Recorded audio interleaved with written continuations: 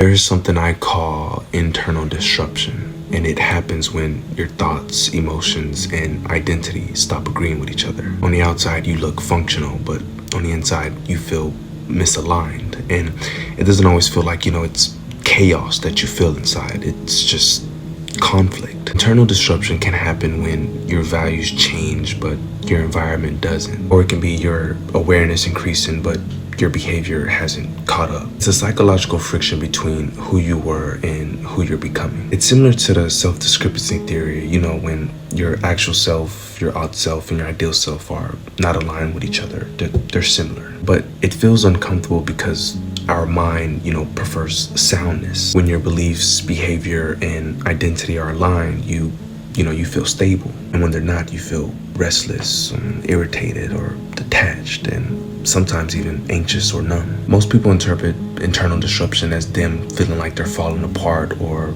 them believing that they're unstable. But it often just means that the old version of themselves is no longer compatible or just no longer fits who they are or who they're becoming. What role are you still playing that you've mentally outgrown, or what part of you is outdated?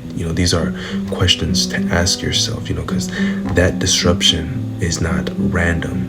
It's usually a signal. Internal disruption happens right before the integration, right before the clarity, right before your identity solidifies, because first is the temporary disorder before the reorganization. Internal disruption does not mean that you're falling apart or breaking. It just means that you're reconstruction. And as we know, growth does not always feel, comfortable when we're in the process of it.